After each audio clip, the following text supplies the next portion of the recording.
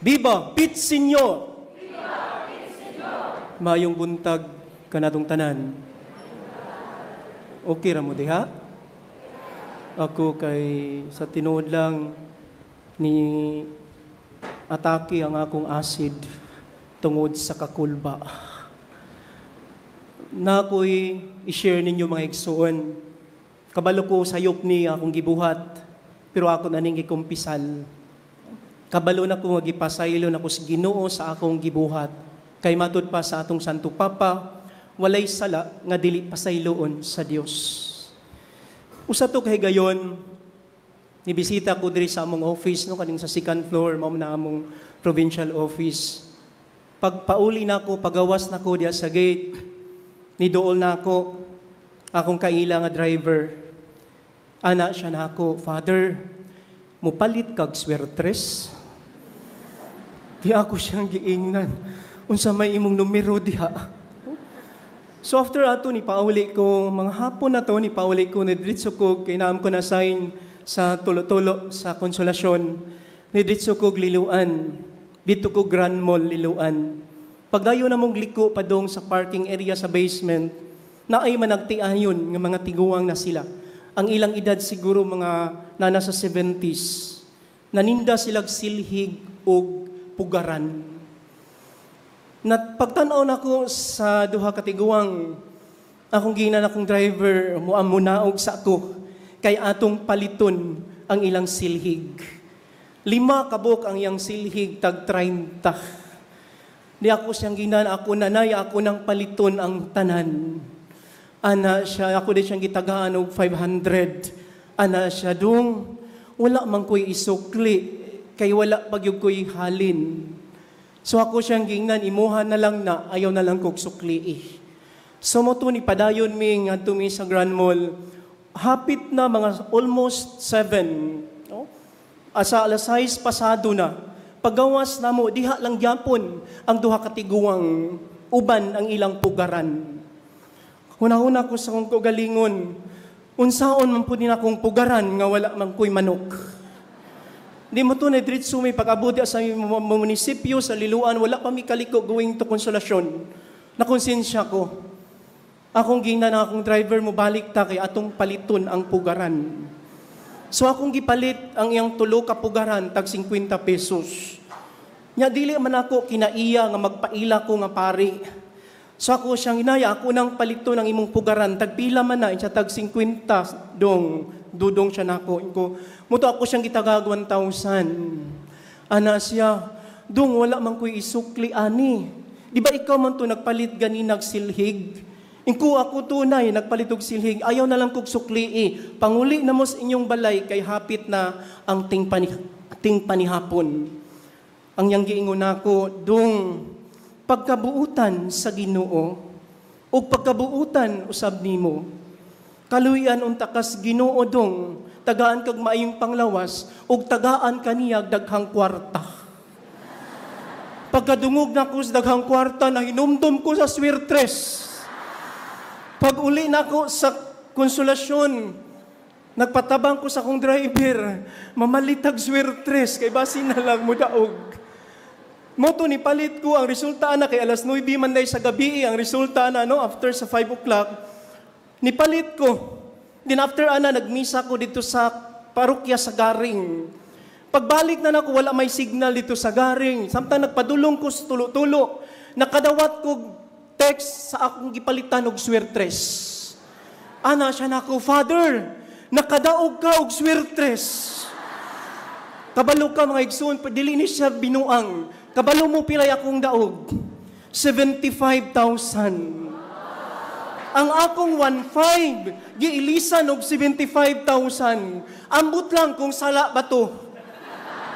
Pero nakaingko sa kong kaugalingon, Lord, I'm sorry. Pero salamat. Kay sa akong na-encounter gaganina, na ay tao nga akong nadunggan, pagkamaayo sa Ginoo dong. Mga igsuon ko diha ni Kristo. Naa kita karon sa nagpanaw nga simbahan. Kumusta man ang imong pagkakristyano? sa kadaghan sa mga nasod sa kalibutan, pagkadaghan sa syudad sa Pilipinas, wala pa mo makapangutana. Ngano ang Santo Niño, diri manidunggo sa atong pinalangga nga Sugbo. Pinalangga nga Sugbo, nga nakasinabi, ug mga kalamidad, nga usahay nakapabugnaw sa atong pagsalig sa Dios. Mga igsuon, isip mga Cebuano, dako kayo na tong misyon na atong ipakita sa tibuok kalibutan ang atong tiunay nga pagdibuto sa balaang bata. Señor Santo Niño, batubalani sa gugma, sa nagpanaw nga simbahan. Kumusta man ang imong pagkadibuto ni Santo Niño? Nakita ba sa imong kaigsuunan ang kaayo sa Dios diha sa imong binuhatan?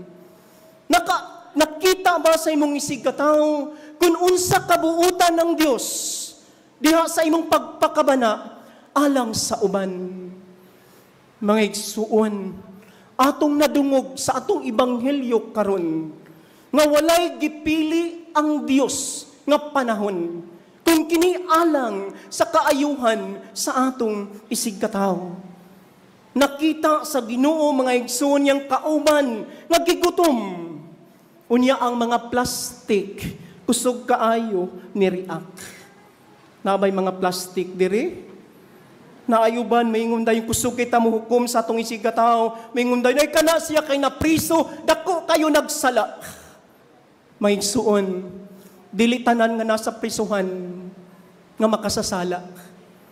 Mao gani nga gitawag na sila hinikawan sa kagawasan. Kay kung dakpon pa mga igsuon, kung isyuhan pag warrant of arrest ang mga marites, ambot ka kung naabapay mo nimba karon.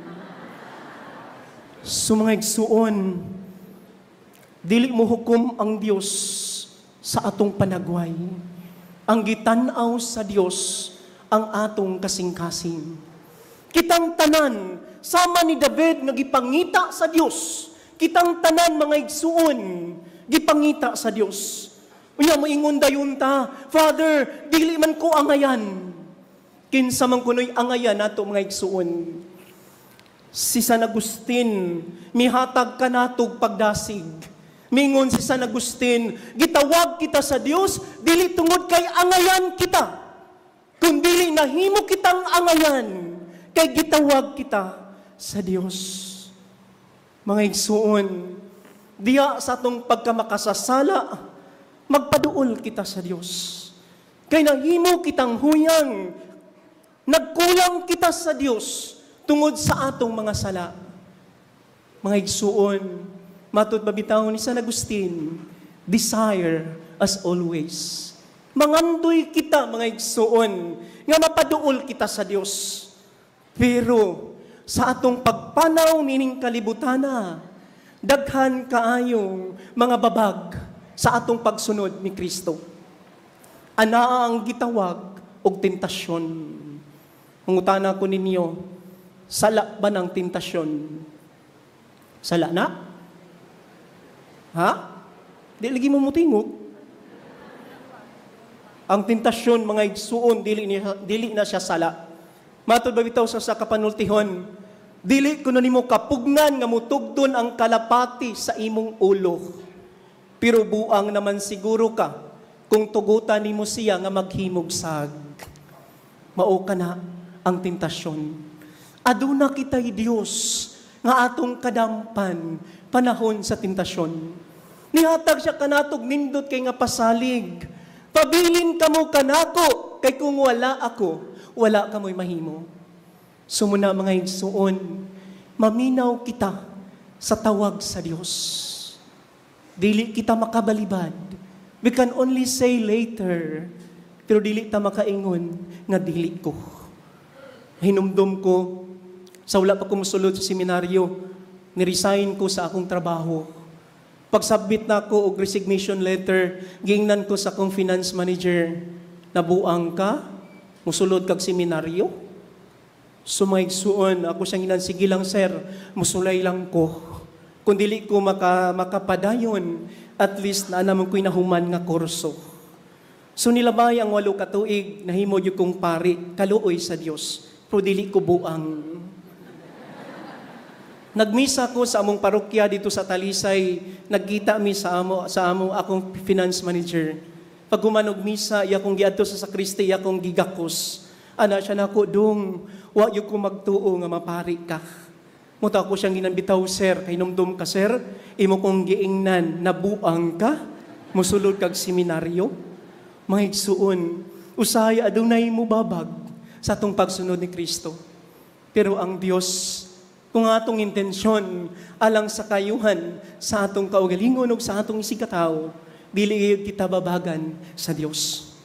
Mga igsuon, dako kayong hagit kanatong tanan ang atong pagkadiboto ni Santo Niño. Nga makita sa atong isigataw kung unsa kamaayo ang Dios. Nabit ako experience dito sa among retreat house. Gitagaan mi ni Father John Nuhara o replika sa imahin ni Señor Santo Niño, nindot kay istanan. Unya ang problema, kay wala man mi urna nga iyang kasudlan. Nga kung dili na ko ibutang og urna, sigian maghikap ang iyang sinina. Sumoto, naghimo mig fundraising, piso-piso para sa urna ni ninyo. Nga iyang urna mga igsuon, moabot mag 80,000. So ang among piso-piso, dugay kinaabot og 80,000. Hangtod nakadata nami, unya mauwaw na ko magpakita sa nag-supply niya itong mga urna. Motos during sa akong misa sa retreat house, akong gingnan ng mga tao, kuwangan patag 25,000. Asa man ninato pangitaon. Then pagka akong giingnan si Santo Niño, ako na siyang tawgon og nyor. Nyor, imong balay nyor ba, nindot na kakapagkabutang pero wala pa ni maimpas. So, tabangi minyor nga amo ning mabayran kay mauwaw na ko sa akong gipalitan. Pagkaugma, nagpatubil ko sa among sakyanan diha sa Shell sa Konsolasyon. Kanang karaan nga Shell sa Konsolasyon, naa sa right side, dili pa ta kaabot sa munisipyo. Pagpatubil na ako, ni ana ang tag-iyan, idol ang tag-iyan ako, Father, naade kay bayranan nga urna. Ingkuti naati 25,000. Di man ka nakahibalo. Siya na ang boyfriend, Father, nga nisulti nako. Ana siya nako, Father, ayaw kabalaka. Tagaan ti kakaron og 25,000 para maimpas ang urna ni Santo Niño. Mga igsuon, ingon ni ana ang atong balaan nga bata. Siya na mismo ang miingon, pangayo ug makadawat kamo, pangita ug makakaplag kamo, pagtuktok ug ablihan kamo. Mga igsoon, take note, wala siyang miingon pagdurbel ug ablihan kamo. Kung sa may buti pasabot ni ana, we need to persevere in prayer. Ayaw pagbaton ug kaluya sa pagampo. Usahay mga igsuon, mawad ang tagana, labi na nga itong gipangayo, wala pa ihatag sa Dios. Nang ayaw mo kabalaka, ning santos nga misa, kung mangayo mong uyab, unya dili pa niya ihatag, maanad ra mo ana madugay. Kami bitaw mga pari, na anad man ni, no? Ako bitaw single ko, pero malipayon. Kay dili sa tanang higayon, ang uyab ang makahatag og kalipay. Mga igsuon, ayaw magtuo nga mingon silang walay forever kay na nagbuwag ang katngil. Ang Ginoo na mismo miingon, ako magpabilin kaninyo hangtod sa katapusan sa kalibutan. Salig sa Ginoo mga igsuon. Pero usahay, ato lang siyang i-take for granted. Sakit kaayo sa kasing-kasing sa Dios nga mao'y tuburan sa tanan. Pero ato lang siyang ibaliwala. Usahay mo rason ta, Father, dili ko kasimba. Kay busy ko sa akong trabaho. Una-una, igsuon.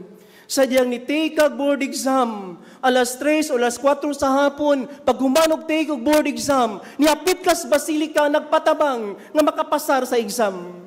Pero pag trabaho na, dili na mo simba, kay busy kayo ko. Hinaot paunta, nga makonsensya mo karon. Nga atay panultihon nga nagkanayon, bato-bato sa langit, tamaan ka sana. Maigsuon, paduol kita kanunay sa Dios. Sakit kaayo sa kasing-kasing sa Dios kung ato siyang ibaliwala. Sama bitaw sa kanta ni Muer, kailan mo Muera, no? Kailan mo?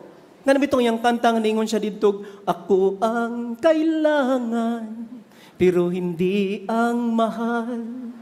Sakit kaayo sa dughan sa Dios, nga ato lang siyang gikinahanglan, ato lang siyang duulon, panahon sa kinahanglan.